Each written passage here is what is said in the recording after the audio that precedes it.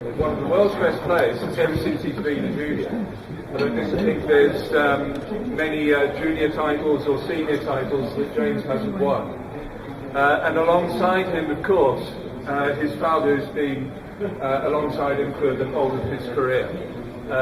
Malcolm Willstrop is one of the most recognised, if not the most recognised squash coaches in the world. And of course he writes very fluently about squash on Squash Sites and various magazines, and he's been all over the world coaching as well. They're going to talk and they're going to show some of the aspects that makes that partnership special and how they actually train together. And together with those two people is Hadrian Stitt, who is a young coach but extremely experienced now, and is working with Shabagi very, very closely amongst other players, and is based in Bristol. So between those three players, I think we're in for, or three people, we're in for a real treat as to finding out how one of the world's best players and two very experienced coaches work together. So please welcome Malcolm Willstrop.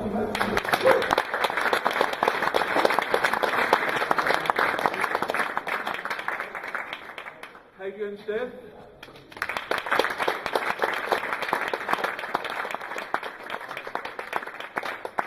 He's very, very shy, and we'll coax him out of his shell in a minute. And of course, James Willstrop.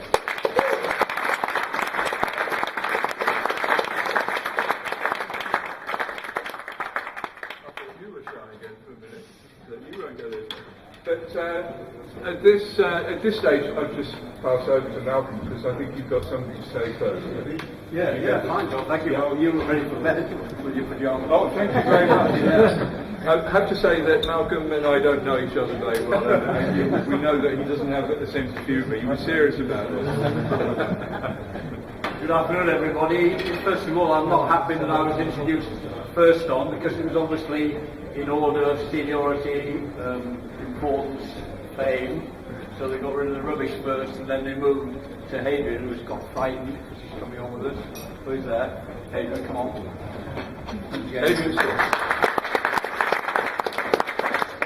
Hadrian very kindly offered, or I coerced him into joining in, and he's going to, when we come to practical things, he will demonstrate with James, because the general consensus amongst people like Marcus Ferret is that I'm not too old, and Heather as well, and both insinuating that I couldn't run anymore, which is unkind.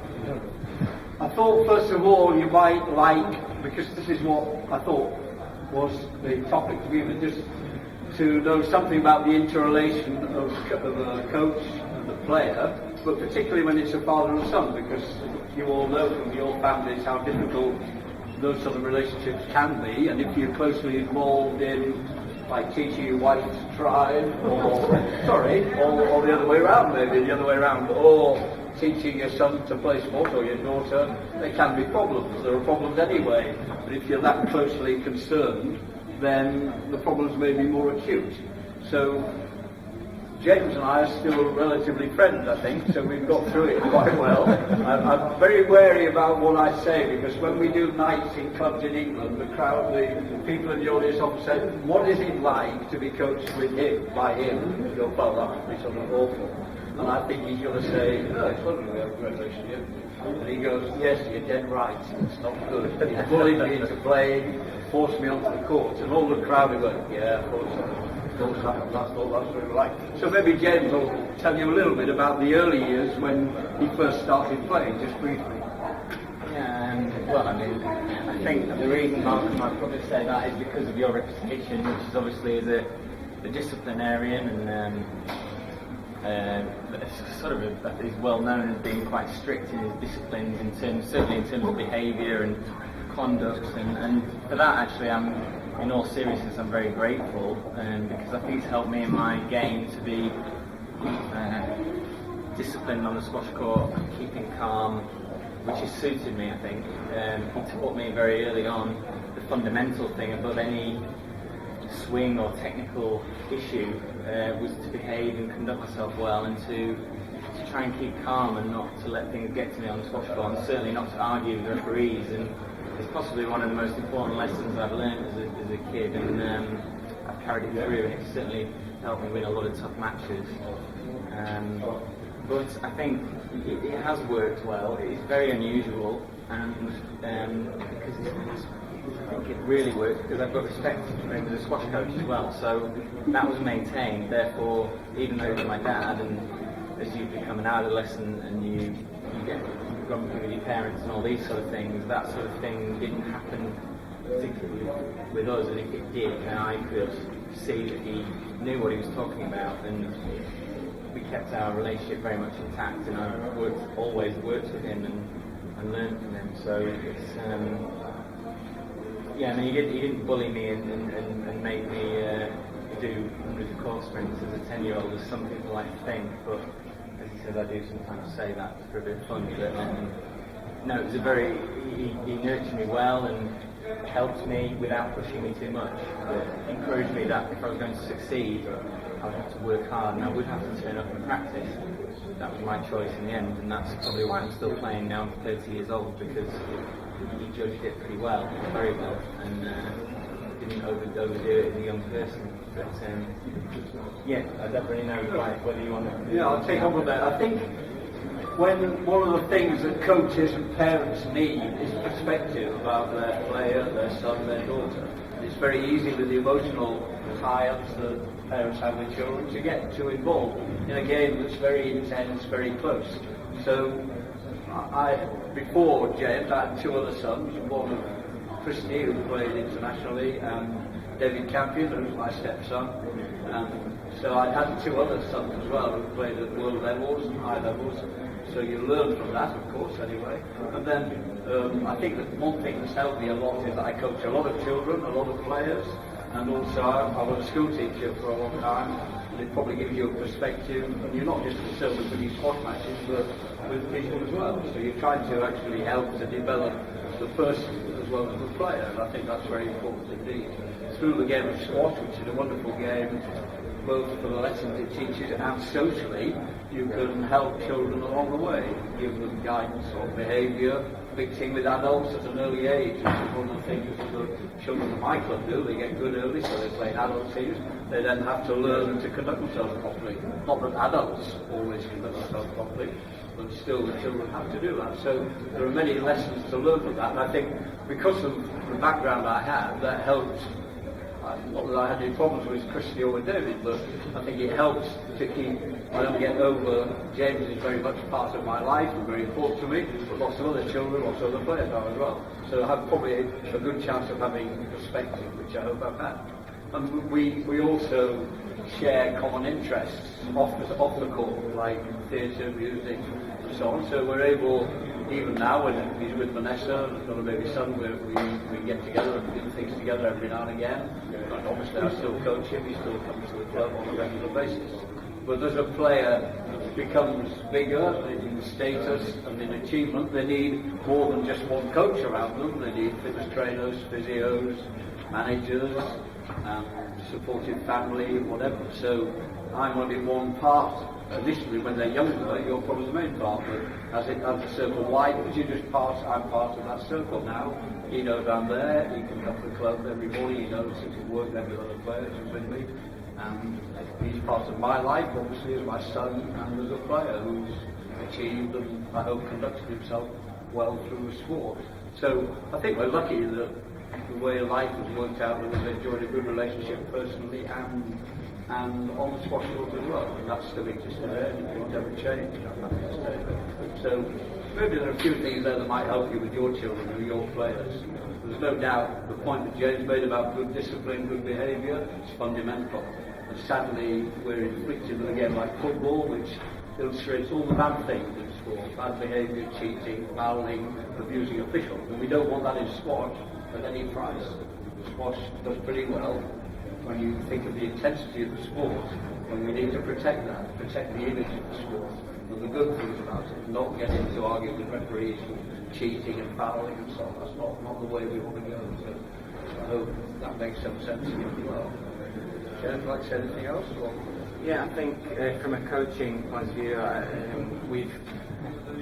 what we're going to do today is with Adrian, I think we're going to display some practices, but we've the important thing as well, the way Malcolm's always worked is in groups, more or less. And we very rarely go on court together individually. And he's, especially with children, he's been fantastically successful at bringing young people to playing squash, and I think that's through getting them on court and just getting them on court regularly and not charging a massive amount of money, and they're on court 3 or 4 times a week rather than once individually. From my development perspective, that was it was refreshing. It was also every day. It was come home from school, I can't wait to come and play squash, and it would be with a new set of people every night. There would be new practices, and I think as a coach, yes, Malcolm covers a lot of technical bases, but it's not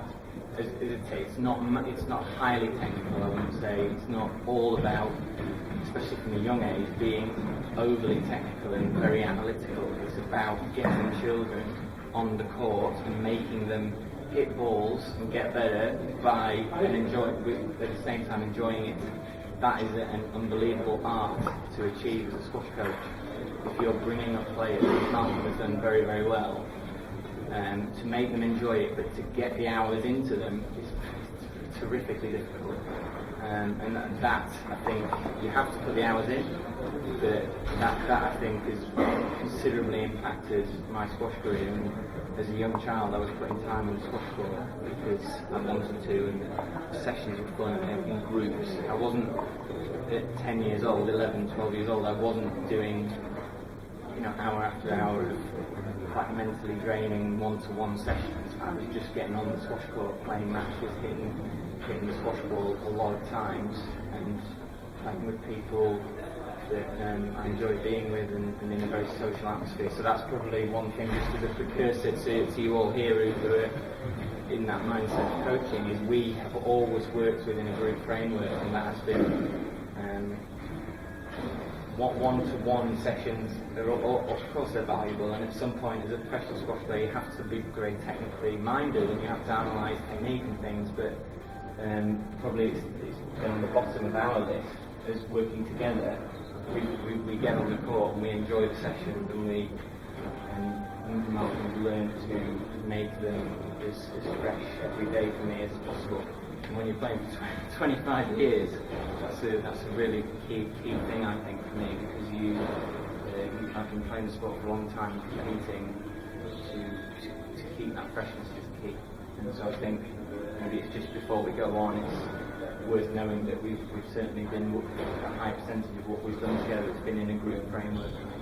I can just emphasise that. Before I left this week at Pontefract were 4 Indian players through Major Mannion and his team in Chennai. I've got a very strong link happily with India, and I'm so around with various players, and it's been a great link for me, and I'm very grateful for it. And so I had 4 Indian players, 3 Americans, and then Madeline Perry, Sarah Kibax, and Dion Safri, all of whom were playing the Commonwealth Games. They all turned up together. So when James is talking about freshness, I don't always know quite who's coming in. The people know they can come.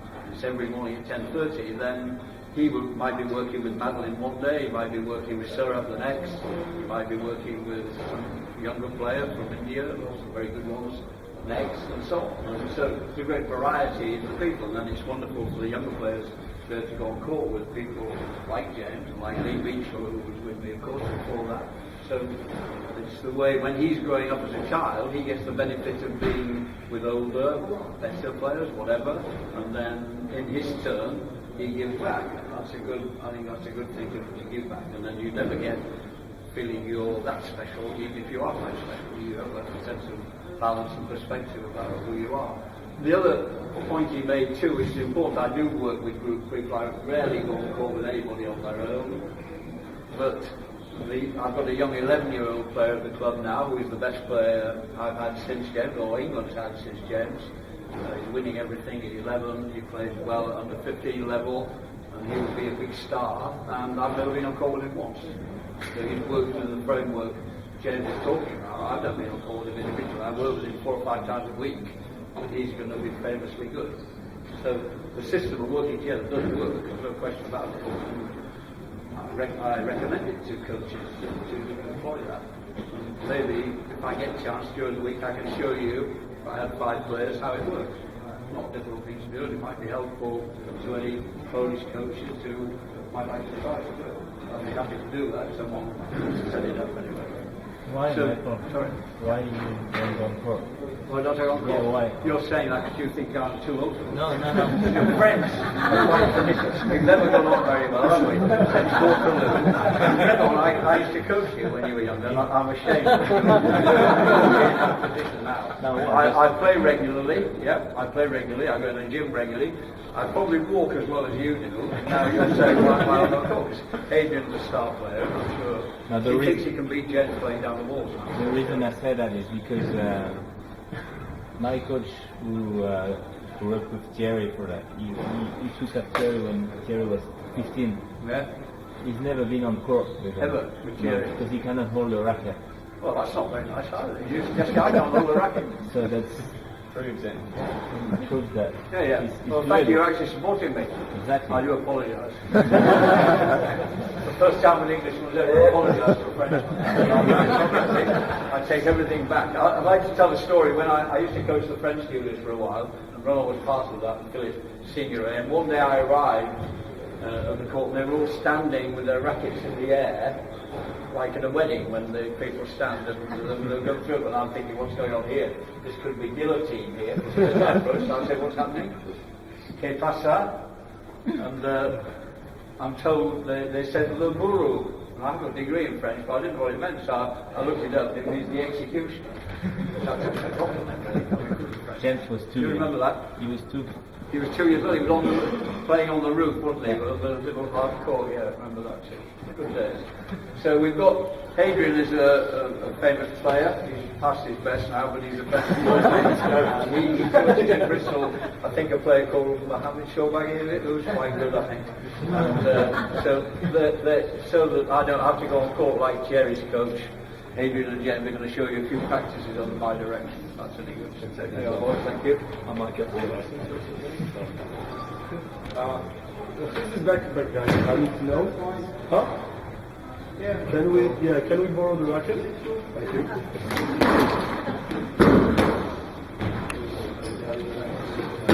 If you've anything you want to ask, please just say as we go along. Okay. You think I can't stand up for long periods?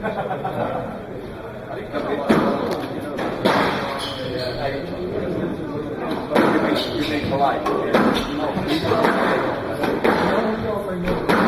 The way you're lying, I'm just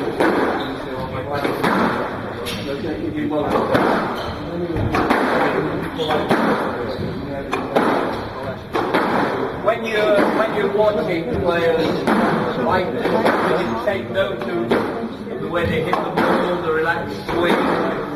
When they're knocking up, they do it. They hit the ball correctly. They're knocking up, getting ready for a match, do it correctly. Because if you're into a match, don't just do it randomly anyhow. Do squat with your arms, and you do things properly all the time. It's about accuracy and about putting the ball in right places. So there's no way you can go on and practice loosely, hitting it anywhere. That won't do. The game is about precision and accuracy. You've got Gregory Golden, rule number 1 coming on later, I think. The next session. So if he's going to go on court, you'll be able to watch what he does.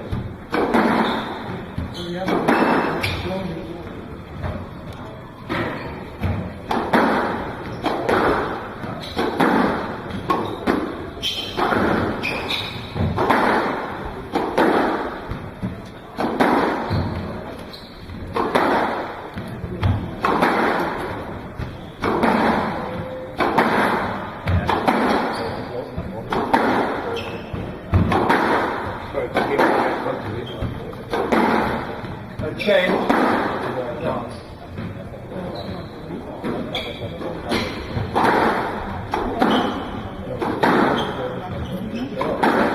Coming your way.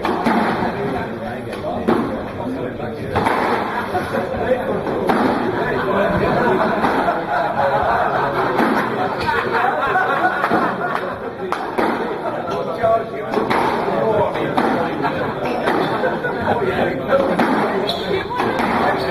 First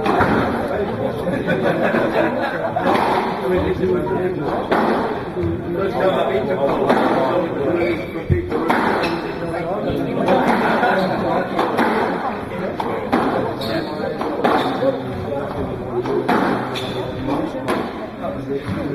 Okay, the first practice will show that James will position himself here.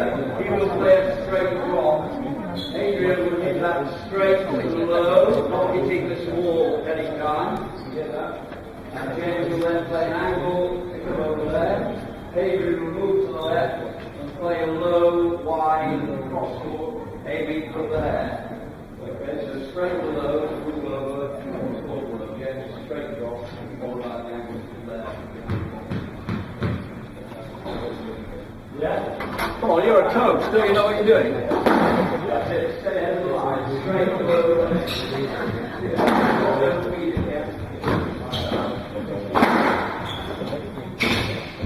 This would be a practice you could use fairly early in the morning because it's not too energetic, but doing it properly. James plays the angle, Adrian hits the crosscourt. All these shots should be low, not high, especially the drop and the crosscourt, but and the angle, all of them. Get into a nice rhythm without rushing. It's quite good for a coach, isn't it? No lobbing. I knew I'd have trouble. I knew I'd have trouble with you. Come on.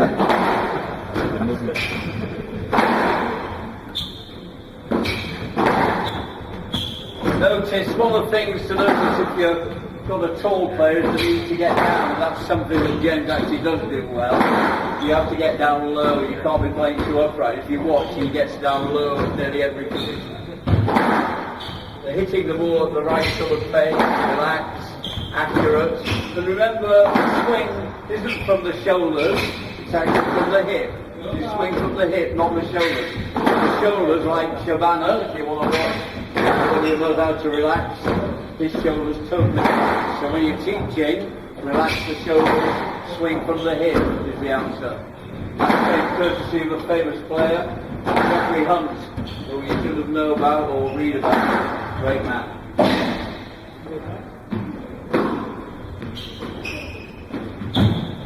Okay, reverse please. Now Adrian will play from where James is. James, you play the straight drop in the angle.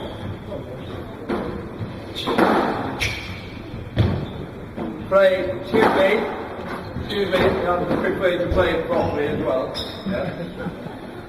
Don't embarrass me.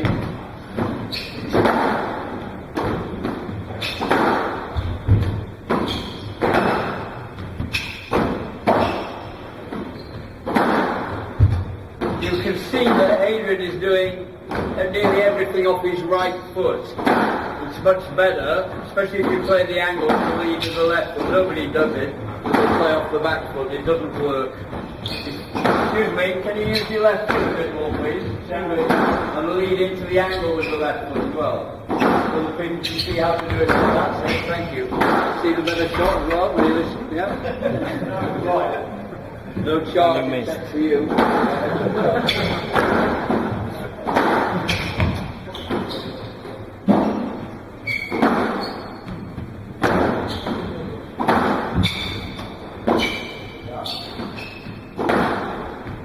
Obviously, when you're playing the straight balls, the closest to the wall is crucial. Running is crucial. Any shot that hits the side wall is no good. It brings the ball out, slows it down. So when you're teaching it, insist that the ball runs straight. Practice so the ball runs straight. That's how people have to learn. You watch someone like Nick Matthews, you see the ball tight and fixed on the wall all the time. Makes it difficult for the opposition. Okay. Hadrian thinks he can beat James at a certain condition game, so we're going to do that now to show that he can't. This line goes all the way along. This line goes all the way along here. That's called a rectangle in England. Do you have rectangles in Poland? Yeah, you do, right? So you play everything within the confines. No doubt you've done these things anyway. The server serves from just ahead of the red line, not near the middle, because if I get a chance to show you 5 people working, then you don't want to be too near the other player on the other court, that would be dangerous. It's also the wrong position for the practice. So you want to be near, and when you serve, every ball is above that line and deeper than that line. That's the serve. Then you can play under various conditions down the wall. So if you were doing a warm-up thing, or younger children, it's quite good, play everything higher than the cut line. So they have to get on the volley, they've got time to swing. It's a useful practice to do. Then you can play above the cut line or deeper than the big court line, so they can now hit it lower and a bit harder. Gives them a bit more variety. Then, when you want to advance that even further, you can play below or shorter. In comes the straight drop and the low hit, and then you can go to choosing any shot. That would be a good sequence of shots. If I get chance with 5 players, I'll show that in action. Now they're just going to play down that wall, but they'll play any shot, because Adrian thinks he can beat him. And with me scoring, he's got no chance. We're playing to 11 points, love each.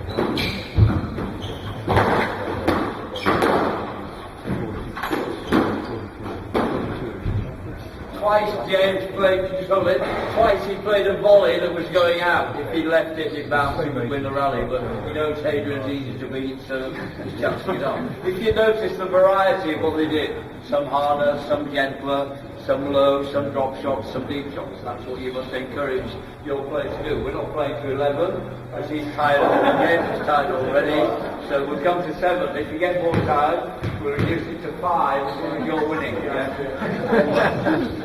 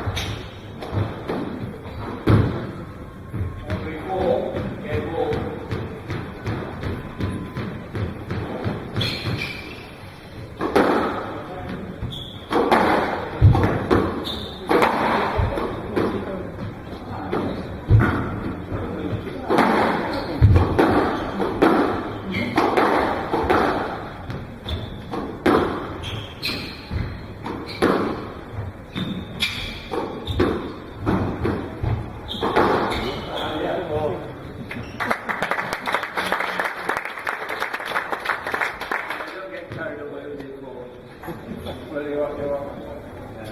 Same again, 5.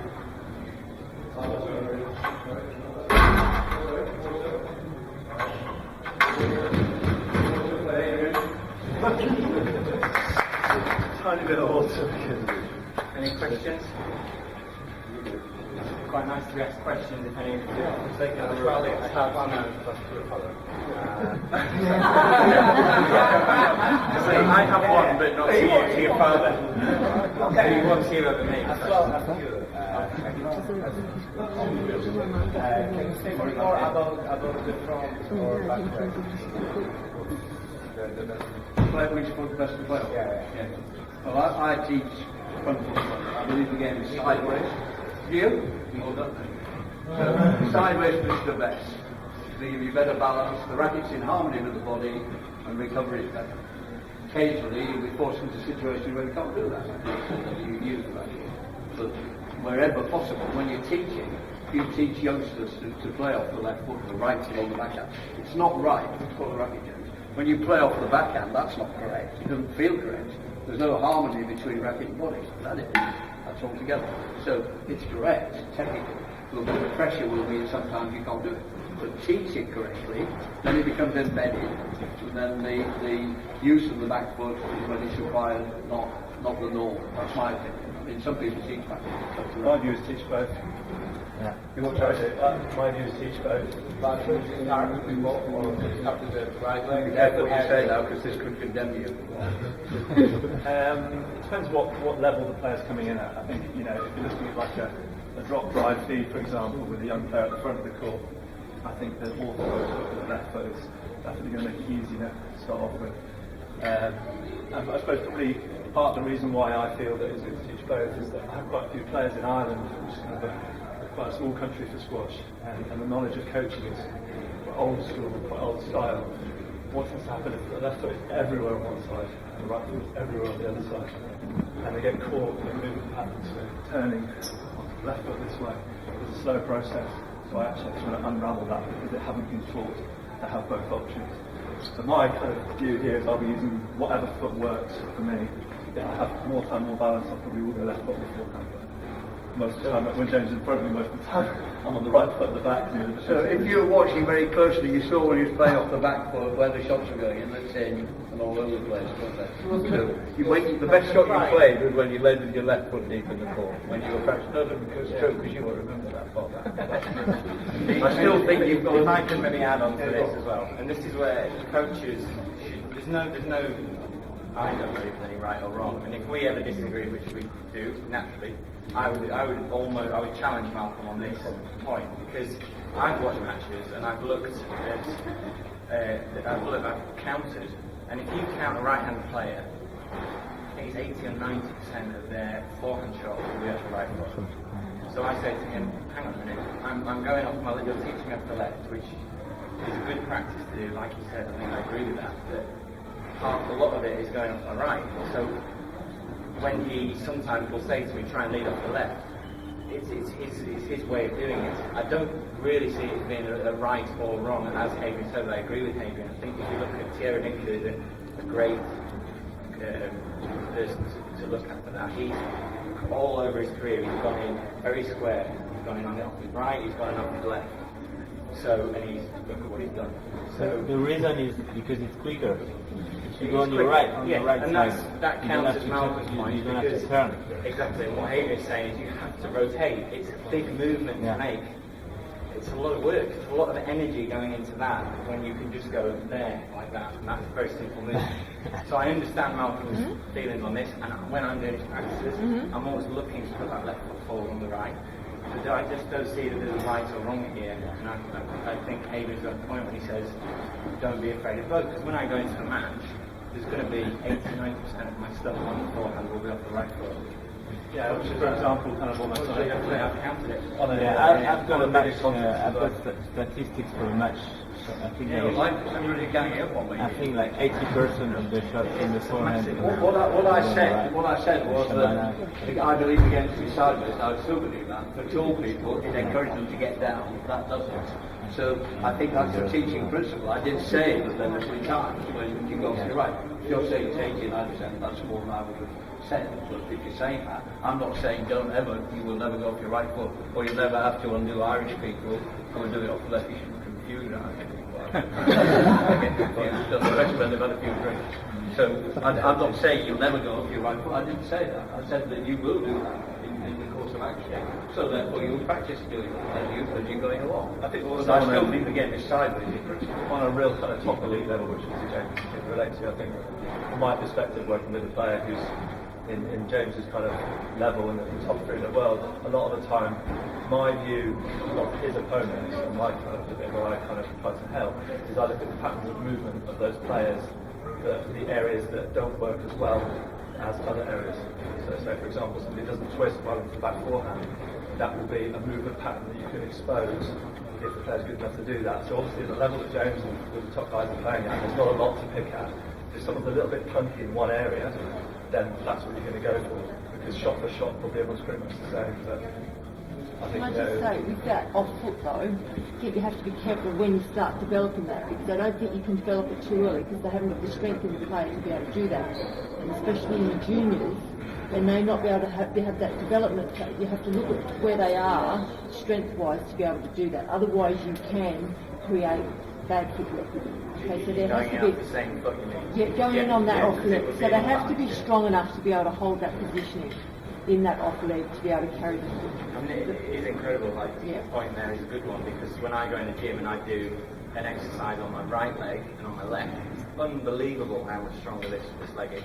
And that supports this statistic that Adrian and I are saying, and which I'm sure you know, Michelle, as well. That right leg, if you're a right-hander, is doing an outrageous amount of work. I know that in my career, the last 2 years of my career, I worked with my brother, and he really emphasised that on my movement patterns, and that just created a whole lot of, opened up a whole new level of play for me. So the interception of the ball was a lot quicker, and it was, I was a lot quicker to the ball, and I was able to keep that positioning a lot stronger and create a lot more pressure on my opponents by doing that. A lot more off the leg all the time. Off leg. So depending on which side you're on. body types play a big part as well. About Thierry and Greg. It's super steady and balanced. And the open movement is easy for them. Like say for a younger player, someone who's more right side strong, to go left on the back and it's a really difficult movement. But in my model is juncture, that's the thing that I look at, how to go on that movement, how do we unpick that, how do we create it, you know, that's the easy thing from that school. Yeah, orthodox, but with those. You keep saying orthodox almost as if it's a dirty word. I like it. Last year, what you do when the driving coach is being done in there, doesn't really play. What do you do when you're Ghosting, yeah, I mean, if I ghost, I try to keep it, I think, again, there's a strength element, and like Michelle touched on there, if you're leaving off the same leg all the time, I'm not sure that's a great thing, just because you've built, there needs to be a levelling aspect in a training situation. There's a big favouring of the right side of the line in a ghosting, just in any capacity on the court. So favouring that side, you're going to put imbalances there as well. In a squash match, yes, but once you're in training, if you were doing a ghosting session, I think I would try and certainly level it out. I would. I think, yeah, like, right leg this side, left leg that side, then swap it, then mix it. I think that's quite an easy one. Then you kind of go, oh, I don't not so good that too much, then a bit more fun. Open stance, a bit more fun, closed stance, but I think it's to switch back to the fluids is useful. In those things, you can just control it. So you do all the positions with both legs. Yeah. And I mean, I use tennis balls for most of the movement stuff we do. Because it kind of, for me, it bridges the gap between ghosting and playing. Ghosting moves in an area, but there's no specific thing that's moving in that area for you to judge the movement to. So I think to really help somebody go, okay, I understand there's different patterns that my feet can move in, but then jump that straight into playing a full court game, it's very difficult to so you can get them to slot in. So with the tennis ball feet, you can create that under control. You have to time your movement. For me, that's kind of the other thing that underpins. I'll just remind you that this was our show. Sorry, okay, shut up. I invite him in. Thursday morning. Can you demonstrate the tennis ball feet? Yeah, I'll do the movement thing on Sorry. Friday. No, keep going. That's all right. If you really try, We have an early Friday now. Yeah. Carry on, don't worry. You suggested I invite him. We've offended him now. We've offended him. Hanging up on him. Never get up on that. Do you want to play the other side?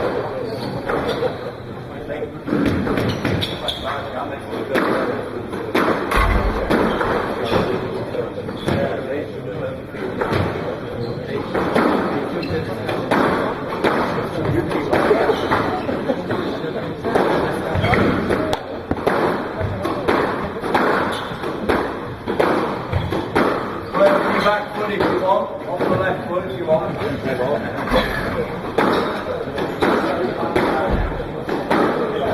I'm retiring, that's the one.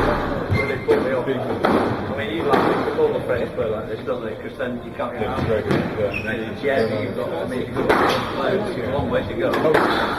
Great shot. The French come on the ground, so under the front left. They say it's because it's technique, it's not. You've got to get round.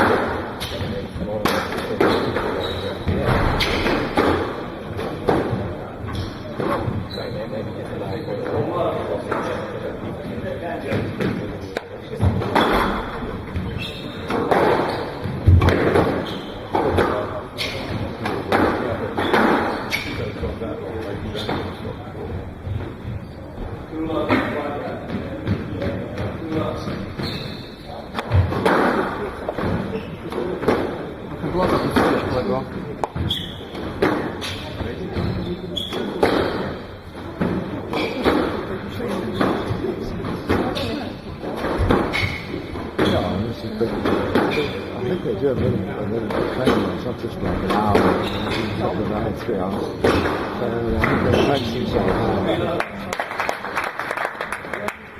I'm sure there'll be elements of intensity, and you've got to have that. This is more technique. And hit really tightly, not just some wall.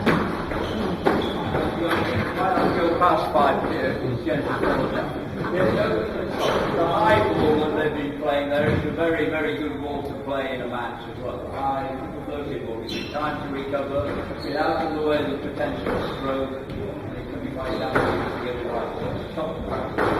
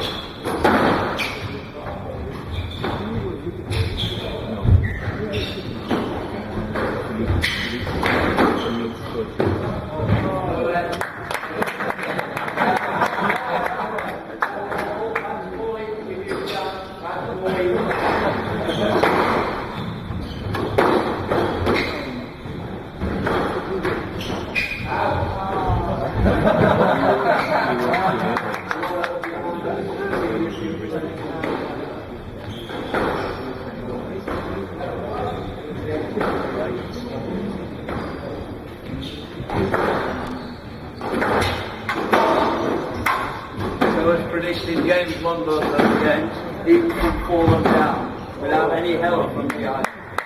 They're just practicing hitting a few nicks now, which is a good thing to do, obviously. The straight practice is crucial, so for you young players to do them, when they play straight well, they obviously need to play cross ball well as well. The sort of things you've been seeing there, use those in practice.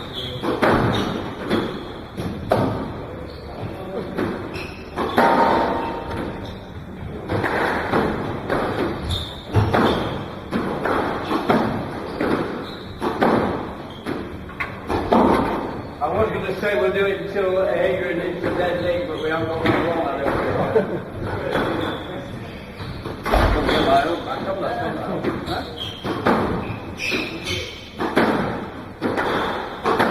Till you hit a dead one. No, it's not dead. Till you hit a dead one.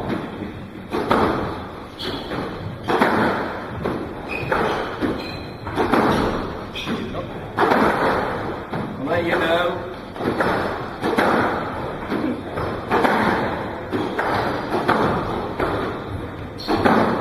Further and further away, dead. Adrian is dead. Give up on that, you're not going to hit a dead one. Stay there again. You feed the backhand again. You feed the backhand again. Feed the backhand, do it each other. Stand up with you.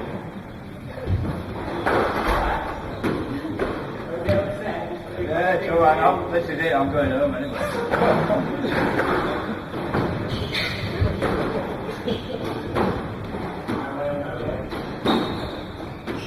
Too high, you make it difficult for him, because you didn't do it very well. Give him a chance, you're meant to be a coach, feed him properly.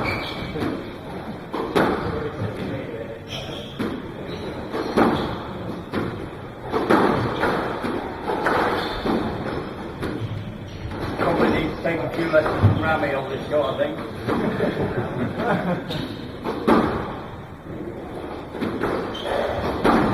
Better than you, Adrian, by this way, go on. Your feeding's not very good either, he's doing well.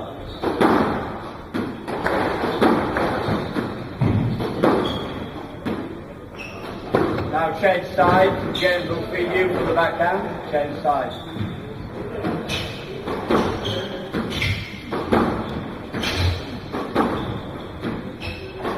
You can feed off your right foot, James, if you want.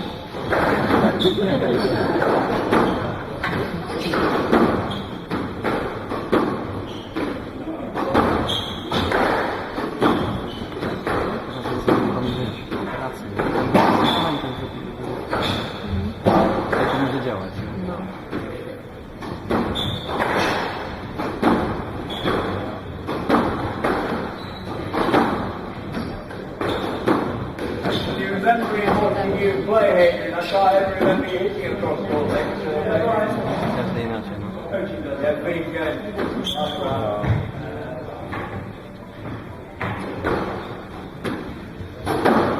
Really.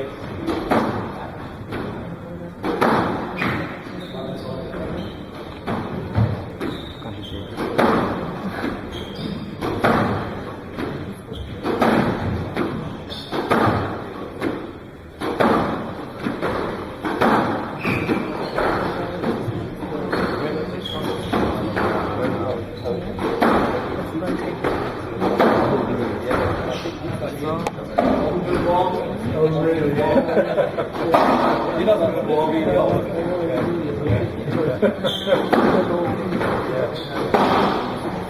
How's it consistent?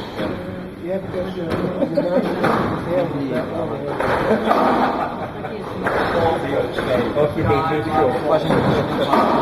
Okay, I'll do.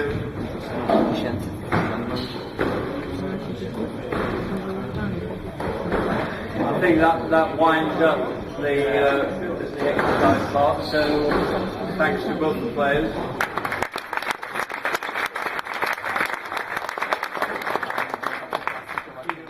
Any more questions? Okay. Can I just very quickly actually before we go to the next presentation. My question is just about 10, 12 years ago, seriously, as in I stopped playing, went to coaching, and pretty much entirely the model I had in my head is what he does. So even though we're being a bit confrontational here, my understanding of how to set groups up, I don't know compared to him, but how to set groups up, the value of force, the value of control, the value of structure, and probably one of the biggest things for me is the value of actually having a completely different set of standards on one court. That's one thing Malcolm's most famous for. Probably within my setup, that's one of the things I find most beneficial. The superstars will be with the beginners and the boys and the girls and the old and the young. Understand that that's just how it is. And I think it's easy to overlook that and maybe overlook players in that process. I think, well, actually, if you set the exercise up well, it's tough for everyone and it's just a great dynamic. So, I mean, I'm eternally thankful for someone in the UK that's helped me learn some new things. That's it. Thank you very much for questions. We'll try to round out the training sessions. How Well, I mean, no week is probably no week is the same when we're travelling away or when you're out of tournaments in the summer period, it gets up to now. It's been quite heavy days. You have to put the time in, you have to put the hours in. I'd be down probably most of the mornings at the hockey practice for afterwards for 9 o'clock. Half 9 it's 10:30 session. Then that would be mostly core work with him. There's an emphasis with Malcolm on hitting the ball properly.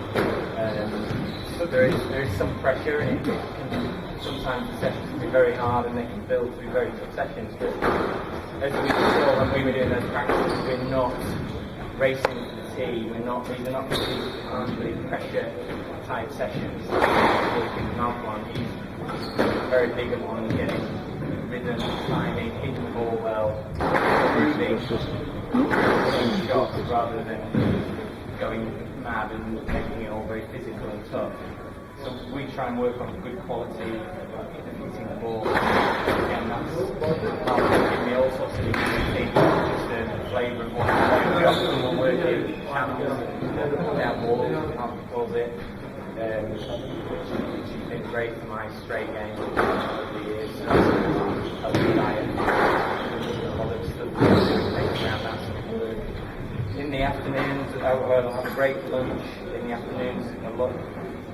It's probably rare now in 30 years old to do 2 court sessions, but so it would probably be in the gym or if some kind of physical work. Again, it depends really. And as I'm getting older, I just have to monitor that and get more.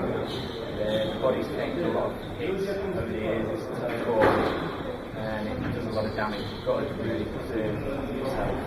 And more now than things like yoga, you see a lot of off-court work is involved in maintaining the health of the body. I would say that's extremely important. Can everybody hear me? I don't know if the call is quite noisy. Can everyone hear or not?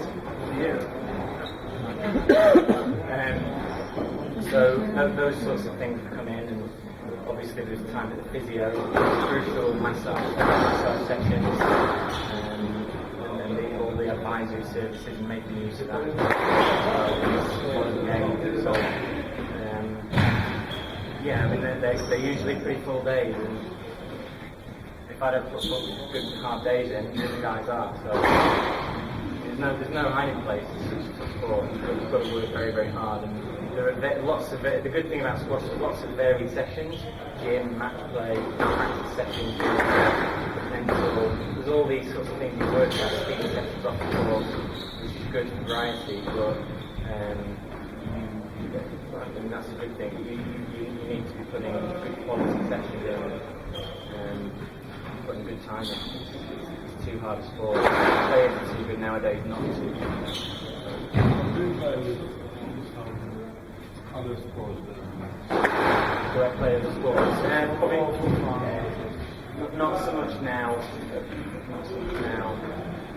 I wouldn't go out and play football. There's too many squash too specific and the training is too specific for what I'm doing. I need to go out and play football or... Can I ask you? There's a time element as well. When you do running on court, you do running outside, you do running? Or? No, only ghosting, let's say? No. Or gym? I think there's a lot of value in ghosting. I think it's very specific to what you're doing. So you don't go outside for 1.5 hours and I go run or something? You've got to ask. Well, I mean, it's not. I mean, I see why you're asking that, but you've got to ask yourself the question of why am I doing that? And if you go out and run, you're taking long strides in the straight. Yeah, of course. I mean, like really intervals or something. Yeah, 400 meters or something. Value in it in the summer season when you need some variation or you just want to do something different. I mean, it can be a healthy thing, but I think for running to be a massive part of my diet as a squash player would be nowadays slightly misguided on the knowledge that you've built.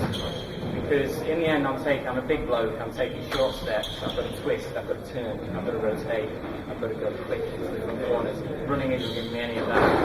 So I would say you're much more specific and much more helpful to say perhaps do a specific movement section where you're practicing speed off the mark or rotating into a back corner, working on those movements. It's more helpful to be working on that area where more strength work. And I say, when you do run, I think it's very important you don't run on hard surfaces.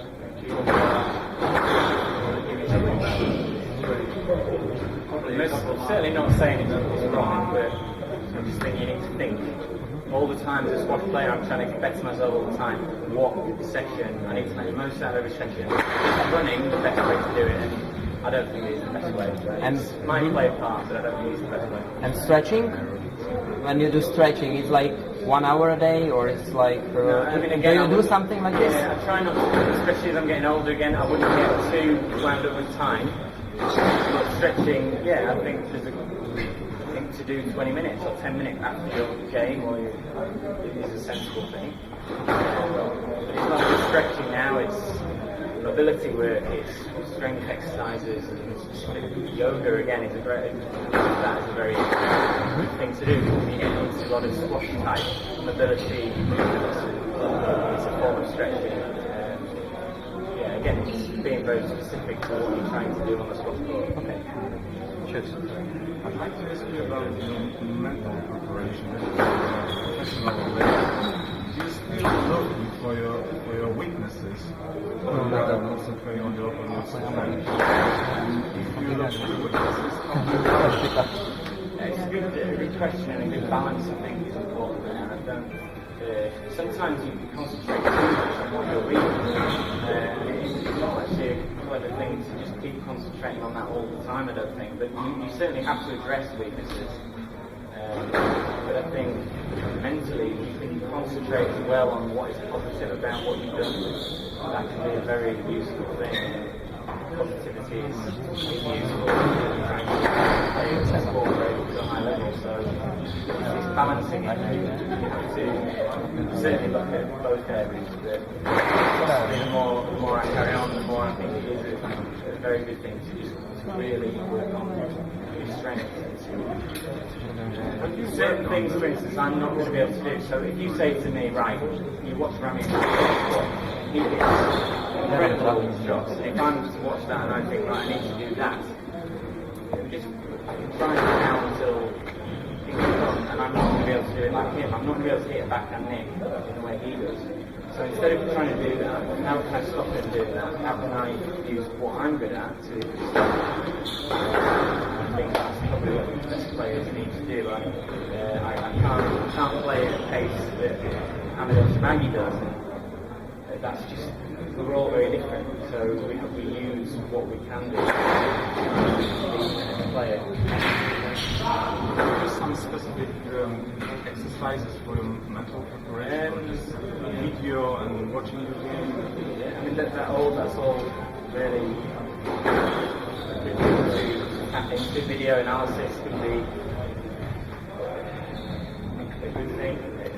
think also just watching the game just without being too analytical is also something that I would recommend to coaches and players. I watched the videos since I was a young kid. I was obsessed with watching as well. Watched all the best players. That's not a big thing for me. But yeah, video analysis and matches played is something very helpful. I don't have any. I'm in mental exercises. I have all sorts of mental things that I've thought about and worked on with people. And every day, Malcolm and I will talk about feeling, or if I come off a tournament and I say to him, we will have a discussion perhaps, and say I felt not good at this point, or I got a bit angry here, and how can we? You're constantly looking at little things. In terms of actual specific exercises, not so much. Mark, what's your thoughts on use of the wrist?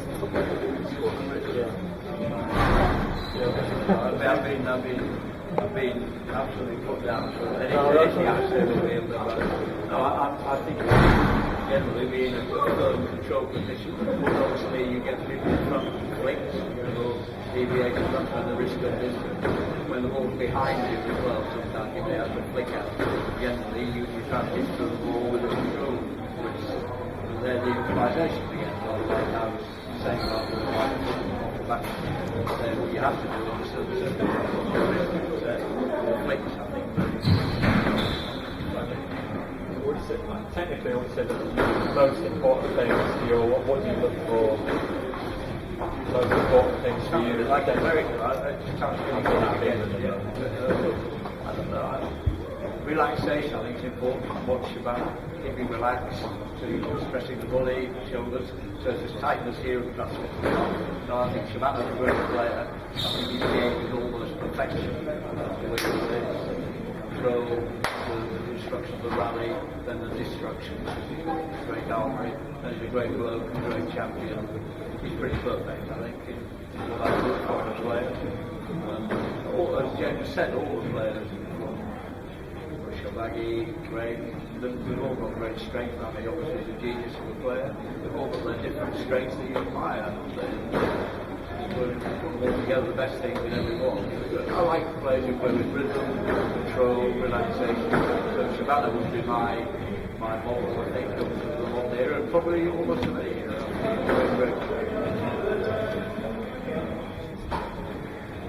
Malcolm, what we could do now, if you're willing, you mentioned it a little bit earlier on.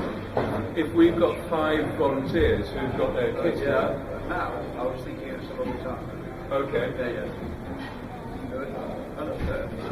Because you've got 5 volunteers lined up. Yeah? I think I'd rather do it at some other time. You would prefer to get I'll happily do it, but if you try to set it up some other time. That's okay. In which case, what we can do is take a quick break now, and maybe we can bring the next presentation forward just a few minutes. So if we take a break now and meet back here at 5:30, 17:30. But I mean, are there any more questions that anybody wants to ask? Anybody here? No? Okay. Well, it just leads me to thank all.